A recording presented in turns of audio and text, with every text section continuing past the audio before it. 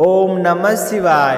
हर हर महादेव। आज माघ मास के शुक्ल पक्ष की पंचमी तिथि और रविवार का दिन है।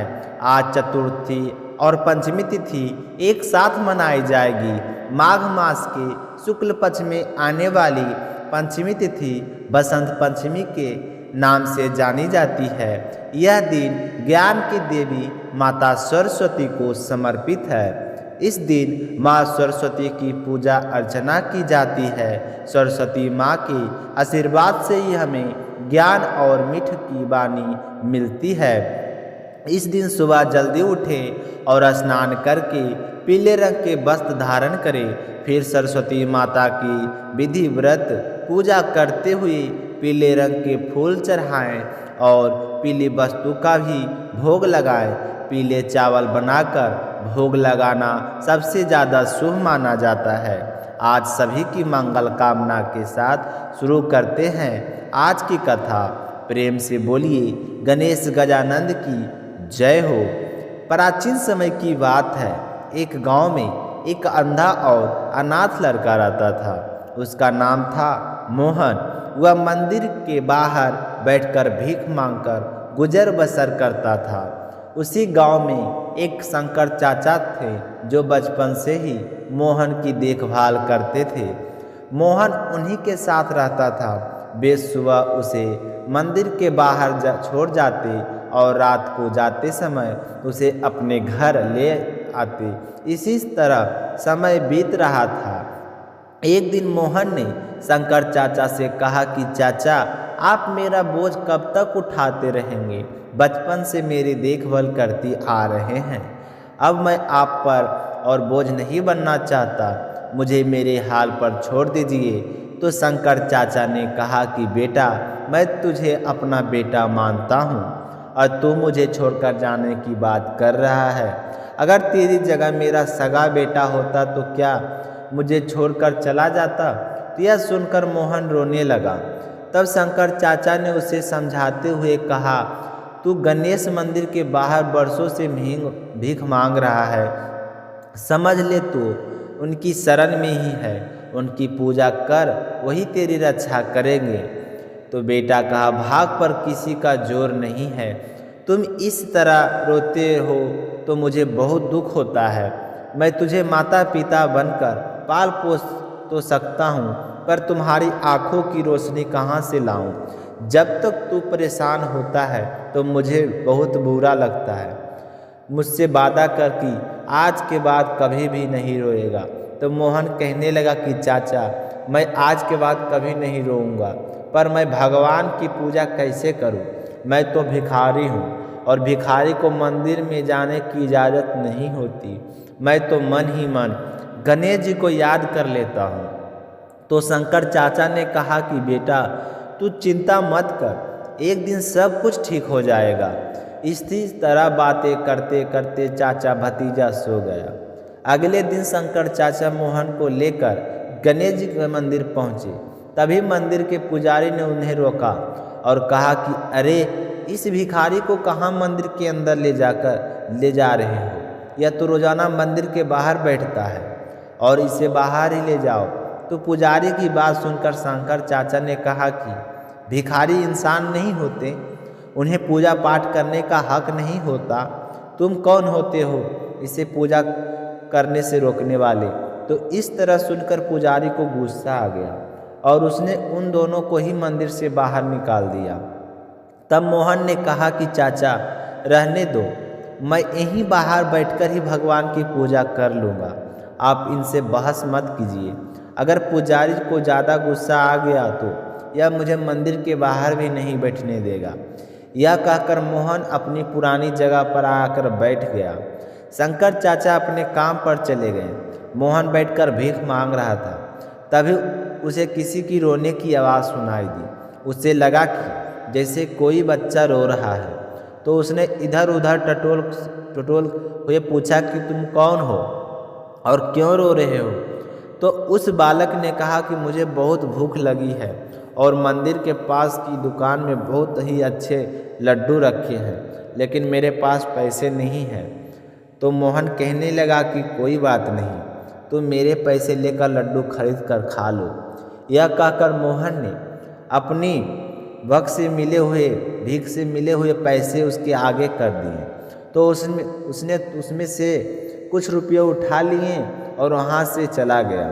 थोड़ी देर बाद वह बालक मोहन के पास आया और कहने लगा कि मैं 2 लड्डू लाया हूँ, एक मैं खा लेता हूँ और एक तुम खा लो। तो मोहन ने कहा, नहीं, दोनों लड्डू तुम ही खा लो। तुम्हारा नाम क्या है?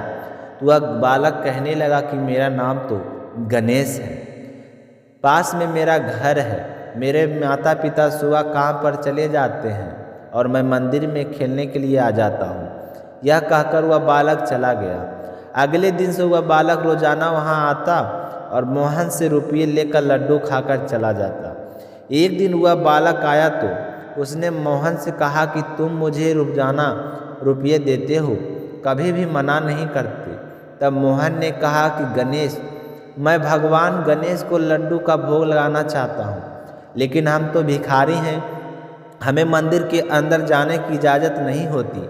जब तुम लड्डू खा लेते हो तो मुझे ऐसा लगता है कि जैसे गणेश जी खुद भोग लगाने के लिए मेरे पास आए हैं, इसलिए मुझे अच्छा लगता है। तुम रोज़ाना आ जाया करो, मैं तुम्हारा इंतज़ार करता हूँ। तो इसी तरह समय बीतता गया। एक दिन गणेश ने मोहन से कहा कि मैं तुमसे मिलने और लड्डू खाने का अब नहीं आ सकूँगा, मेरे माता पिता दूसरे गांव जा रहे हैं। तो यह सुनकर मोहन तो रोने लगा। उसने कहा कि मैं तुम्हारे बगैर नहीं रह सकता, मैं देख भी नहीं सकता तुम कैसे हो, लेकिन जब तुम्हें 5 रुपये देता हूँ तो मुझे बालक रूपी गणेश जी लड्डू खाते हुए दिखाई देते हैं और तुम मुझे छोड़कर जा रहे हो। नहीं, मुझे छोड़कर मत जाना, नहीं, मैं जिंदा नहीं बचूंगा। तो मोहन की बात सुनकर गणेश कहने लगा कि ठीक है, तुम मेरे साथ मेरे घर चलो, मेरे माता पिता से बात कर लेना। अगर वे मान गए तो मैं तुम्हारे पास रोज़ाना लड्डू खाने आता रहूँगा। तो मोहन गणेश के साथ चल दिया। काफ़ी दूर चलने के बाद में उसने पूछा कि गणेश, मुझे ऐसा लग रहा है कि हम बहुत दूर आ गए हैं, तुम्हारा घर कहाँ है? तो गणेश ने कहा कि बस पहुँचने ही वाले हैं। थोड़ी दूर और चलने के बाद मोहन ने फिर पूछा, पर कोई जवाब नहीं मिला। तो मोहन ने बार बार पुकारा कि गणेश, गणेश, तुम कहाँ हो? लेकिन सामने से कोई आवाज़ नहीं आई। तो मोहन घबरा गया और सोचने लगा कि गणेश ना जाने कहाँ चला गया, मुझे पता नहीं कहाँ लेकर आया, मैं घर कैसे जाऊँगा, शंकर चाचा को कैसे पता होगा कि मैं यहाँ पर हूँ। इसी तरह घबराया हुआ जल्दी जल्दी चलने लगा तो उसका पैर किसी पत्थर से टकराकर वह गिर पड़ा और गिरते ही बेहोश हो गया। थोड़ी देर बाद उसे होश आया तो उसके सर से बहुत ही तेज दर्द हो रहा था। वह वहाँ से जैसे तैसे खड़ा हुआ और जैसे ही आँख खोली तो उसे सब कुछ दिखाई दे रहा था। तो हैरान हो गया। तभी उसे सामने गणेश जी खड़े हुए दिखाई दिए। तो मोहन तो उनके पैरों पर जाकर गिर पड़ा। तो गणेश जी ने उनसे कहा कि मोहन, जिस दिन तुम्हें मंदिर में जाने से मना किया था उसी दिन से मैं भोग लेने के लिए हर दिन तुम्हारे पास आता था। तुम इतने गरीब थे फिर भी मुझे रोज़ाना लड्डू खाने के लिए पैसे दे देते थे। तो मैं तुम्हारी श्रद्धा भक्ति से बहुत ही प्रसन्न हूँ। आज से तुम गरीब नहीं रहोगे, तुम्हारा घर धन धान से भरा रहेगा और कोई भी तुम्हें मेरे दर्शन करने से रोक नहीं सकेगा। यह कहकर भगवान गणेश अंतर्ध्यान हो गए। मोहन की आंखों की रोशनी आ गई। वह अपने घर आया तो उसने देखा कि घर के एक कोने में सोने चांदी के रुपये का ढेर लगा है और उधर शाम होने पर शंकर चाचा मोहन के लेने के लिए गणेश मंदिर गए, पर वहीं पर कहीं भी दिखाई नहीं दिया। तो वह बहुत ही परेशान हुए और इधर उधर ढूंढने लगे। सोचने लगे कि मोहन कहाँ गया है। वह बड़ा परेशान रहता था, कहीं मुझे छोड़कर तो नहीं चला गया। तो ढूंढते ढूंढते आधी रात हो गई। आंखों में आंसू के लिए मोहन को याद करते हुए शंकर चाचा घर आ गए। घर आए तो देखा कि सारा घर रोशनी से जगमगा रहा था। यह देखकर शंकर चाचा बड़ी ही हैरानी हुई। तभी मोहन बाहर आया और शंकर चाचा को देखते ही उनसे लिपट गया और कहने लगा कि चाचा देखो, मुझे दिखाई देने लगा है। आपने सच कहा था कि भगवान मेरी रक्षा जरूर करेंगे। देखो आज गणेश जी भगवान ने हमारी कितनी मदद की है। मेरी आंखें भी ठीक कर दी और हमें खूब सारा धान दिया है। आज के बाद से हम दोनों रोजाना गणेश जी मंदिर जाया करेंगे। अब से हमें मंदिर जाने से कोई नहीं रोकेगा। तो अगले दिन से ही मोहन नए कपड़े पहनकर शंकर चाचा के साथ लेकर गणेश मंदिर जाने लगा। अब उसे अंदर जाने से कोई भी नहीं रोकता। तो गणेश जी इस चमत्कार को देखकर पुजारी को भी बड़ी ही हैरानी हुई। उसने मोहन से माफ़ी मांगी और कहा कि बेटा मुझे माफ़ कर दो। मुझे नहीं पता था कि भगवान की पूजा करने के लिए धन नहीं सच्ची श्रद्धा की ज़रूरत होती है। तो मोहन कहने लगा कि पुजारी जी शायद तुम सही कह रहे हो, लेकिन मुझे पता था कि भगवान की पूजा करने के लिए धन की ज़रूरत होती है, क्योंकि आज मेरे पास धन है तो आप भी मुझे पूजा करने से रोक नहीं रहे। तो यह सुनते ही पुजारी जी की आंखों में आंसू आ गए। विघ्नहर्ता गणेश जी जिस तरह आपने मोहन की रक्षा की है वैसी सबकी करना। बोलिए गणेश जी महाराज की जय हो। तो अब सुनते हैं अगला कथा। अब सुनते हैं लपसी और तपसी की कहानी। बोलिए लपसी तपसी की जय हो। बहुत पुराने समय की बात है। एक गांव में एक ब्राह्मण परिवार रहा करता था। पति पत्नी के अलावा उनके 2 बच्चे थे। एक बेटा था, एक बेटी थी। ब्राह्मण दंपति बहुत ही सरल स्वभाव के थे। समय मिलने पर प्रभु का स्मरण किया करते थे। उनकी बेटी बहुत ही संस्कारी और सुशील थी, लेकिन उनका बेटा आवारा किस्म का था। वह कोई काम धाम नहीं करता और ना ही कभी अपने माँ बाप का कहना मानता। समय के साथ दोनों भाई बहन बड़े हो गए। बहन की शादी कर दी गई, पर भाई का वही हाल था। उसके माँ बाप ने उसे समझाया कि बेटा अब हम वृद्ध हो चले हैं, तुम कोई काम किया करो, लेकिन उस पर उनकी बातों का कोई असर नहीं होता। तो एक दिन ब्राह्मणी अपने पति से कहने लगे कि स्वामी आप बिल्कुल काम छोड़ दीजिए। जब घर में कुछ भी नहीं होगा तो वह अपनी जिम्मेदारी समझेगा और काम पर लग जाएगा। तो ब्राह्मण ने दूसरे दिन से काम पर जाना छोड़ दिया। तो यह देखकर उनके बेटे ने कोई काम नहीं किया और चोरी करने चला गया। आते जाते राहगीरों को लूट लेता और उसी से अपना घर का गुजारा किया करता था। तो उसकी लूटने और चोरी करने की आदत से सारे गांव वाले उसे लपसी कहने लगे। तो लपसी की इस हरकत से उसके माँ बाप बहुत ही दुखी रहते थे, पर वह किसी की सुनने के लिए तैयार नहीं था। इसी तरह समय बीतता गया। एक दिन की बात है कि लपसी एक पीपल के पेड़ के पर बैठा था। तभी शिव पार्वती जा रहे थे। पार्वती माता गहनों से लदी हुई थी। तो लपसी उन्हें देखकर सोचने लगा कि सूरत में कितने गहने हैं, आज यह सारे के सारे लूट लूँगा तो मुझे कई महीनों तक चोरी नहीं करनी पड़ेगी। तो वह लूटने के इरादे से पीपल के ओट में होकर बैठ गया। जैसे ही शिव पार्वती वहाँ से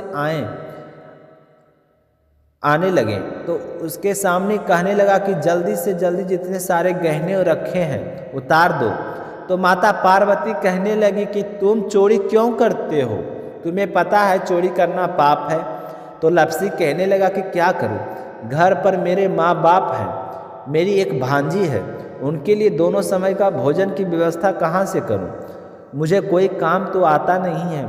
तो लपसी की बात सुनकर पार्वती कहने लगी कि तुम जो चोरी करके पाप करते हो, इस पाप का भागी कौन बनेगा।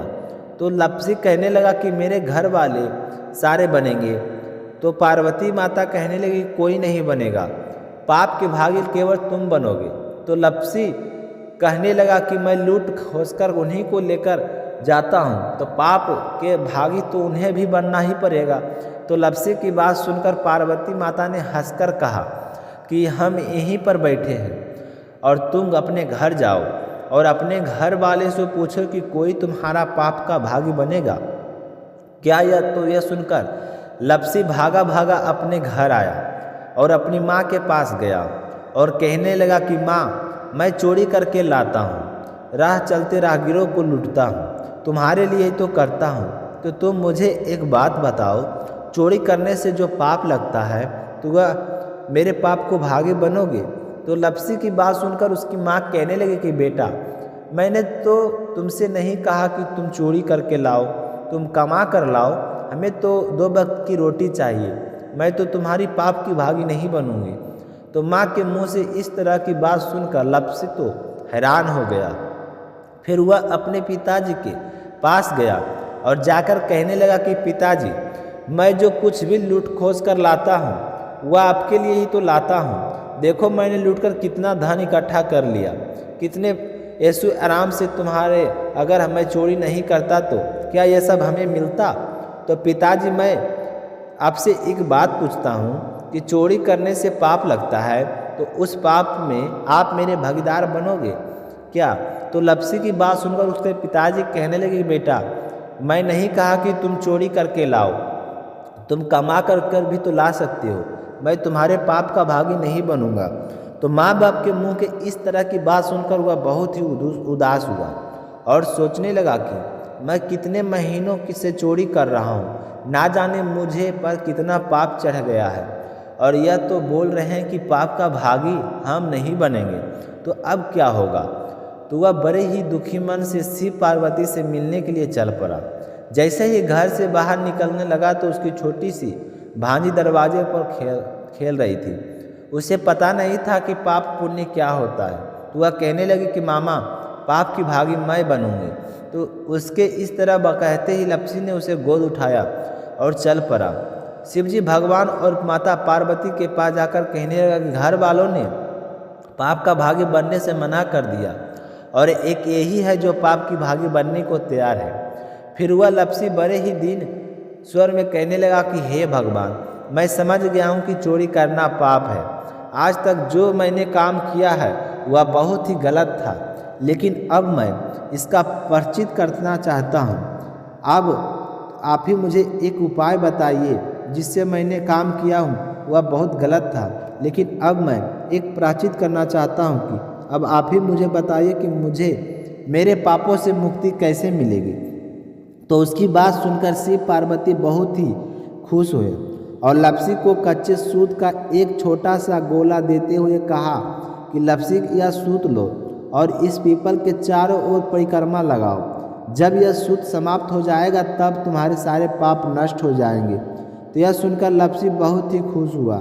सोचने लगा कि छोटा सा गोला है, अभी लपेट कर घर चला जाऊंगा, उसके बाद मैं कभी कोई पाप नहीं करूंगा।